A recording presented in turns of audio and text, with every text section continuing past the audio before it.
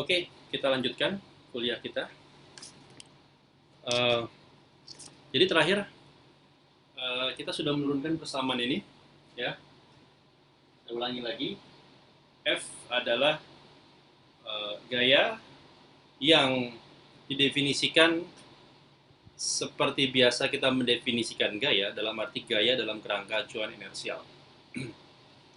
Nah, ruas kiri ini uh, boleh kita definisikan sebagai gaya efektif, karena dimensi adalah massa dikalikan percepatan. Tapi gaya di sini adalah gaya dalam kerangka acuan non inersial. Ya. Sini adalah efek-efek non inersialnya. M dikali A, A di sini adalah percepatan kerangka yang rotating atau kerangka yang bergerak relatif terhadap kerangka yang diam. Ya. Ini adalah torsi jika rotasinya itu memiliki perubahan kecepatan sudut, maka ada torsi. Suku ini adalah efek sentrifugal, dan terakhir suku ini kita namakan sebagai Coriolis. Nah, jadi pembahasan gerak dalam kerangka acuan inersial ini akan saya fokuskan kepada Coriolis, efek Coriolis, karena efek-efek lain sudah Anda pelajari, ya.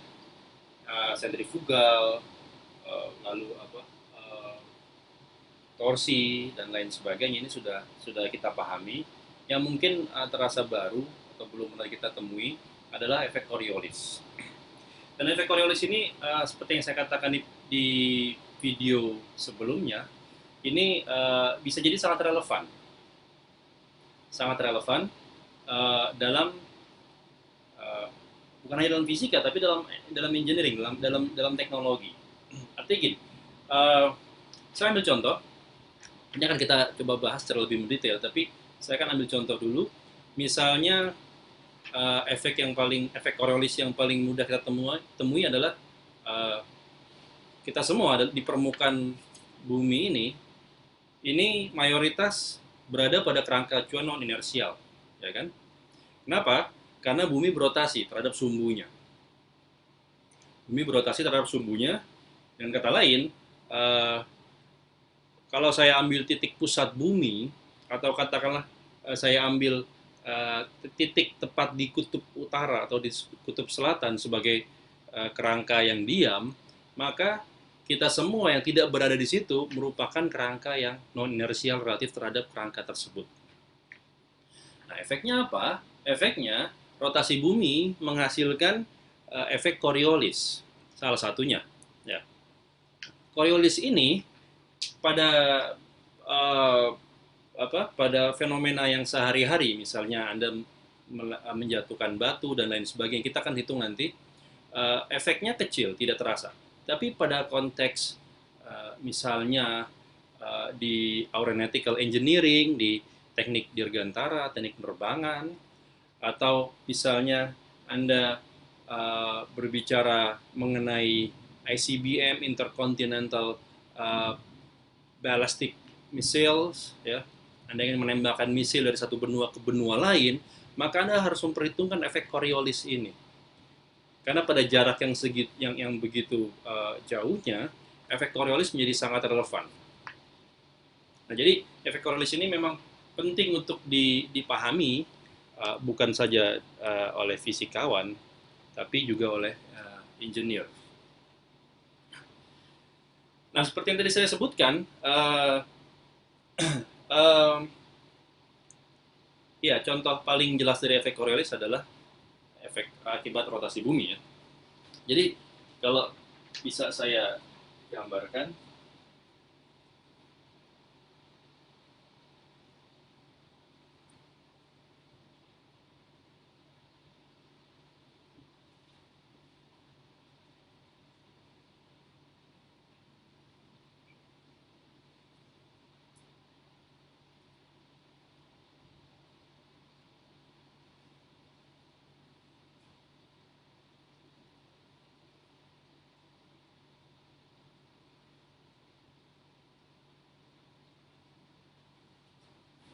oke.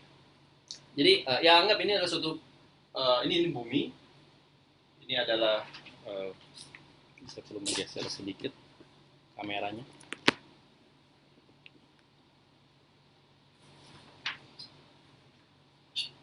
Jadi titik pusat bumi kita ambil sebagai kerangka diam.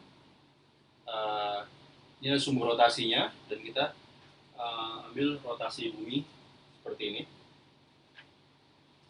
Maka di salah satu permukaan bumi, saya ambil satu titik sembarang, saya namakan O aksen. O aksen ini berarti dia adalah kerangka yang berotasi relatif terhadap O. Artinya dia kerangka yang non inersial. Nah, pada titik O aksen ini, ya, saya bisa tarik proyeksi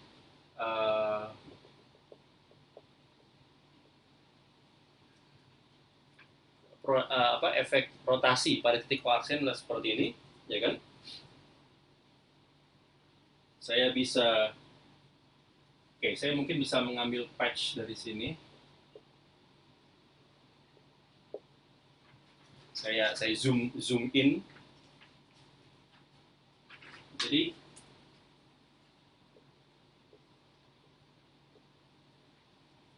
O-nya di sini.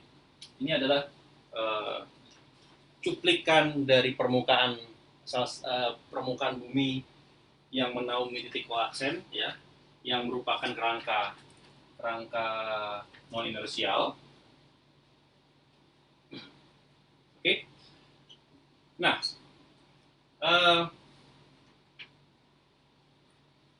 kalau Anda perhatikan, maka saya bisa mengambil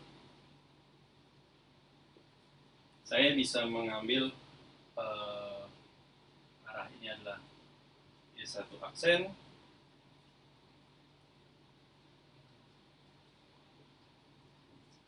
ini E3 aksen.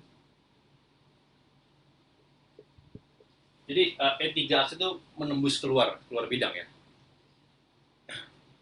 Jadi pada kerangka yang non inersial, saya bisa mendefinisikan basis vektornya, di mana E3 saya definisikan menembus permukaan bola.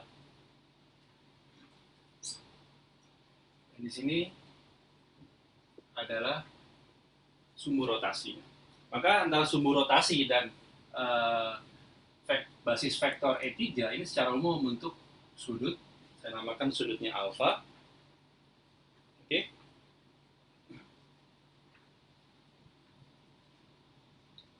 Nah, bagi pengamat di O aksen, katakanlah dia mengamati sebuah partikel atau apapun yang bermasa berada pada ketinggian tertentu di sini.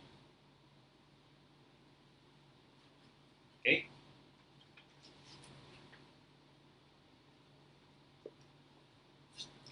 Maka ini yang kita namakan sebagai R aksen, ya, R aksen. Dan jika massa ini punya kecepatan, partikel ini punya kecepatan, maka dia punya kecepatan V aksen. Kecepatannya sembarang, bisa kemana saja. Saya ambil sembarang saja, misalnya seperti ini. Ya, jadi ini kurang lebih diagramnya, ya. O aksen adalah salah satu titik di permukaan bumi yang berotasi, maka O aksen ini merupakan kerangka acuan non inersial. Alfa adalah sudut yang dibentuk oleh vektor kecepatan sudut dan vektor basis vektor E3.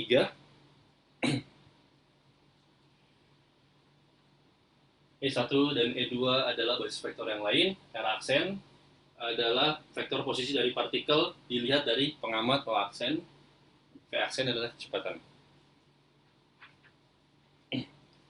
Oke, nah, ya kita tahu kalau kita ambil konteks bumi, maka rotasi bumi kita bisa ambil konstan, ya. Dan memang secara efektif rotasi bumi ini konstan.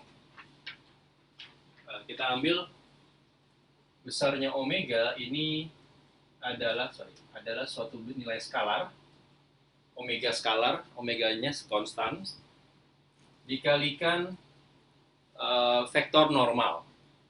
Vektor normal ini tentunya tidak harus sama dengan vektor E3, ya. Normal ini normal bidang dari O, bidang O, kerangka titik O. Dengan kata lain, maka sudut alfa adalah sudut yang dibentuk oleh vektor normal dan vektor E3 aksen. Nah, pada kasus di mana kecepatan sudutnya ini konstan, maka saya tidak punya efek torsi, ya. Torsinya 0.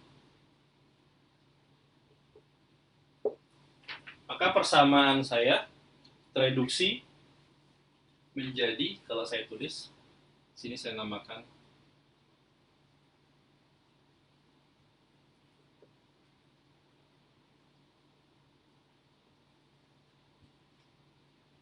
plus 2M omega cross V aksen plus M omega cross L aksen. Ya. Nah, di sini kita meninjau kasus partikel tersebut dipengaruhi gaya gravitasi.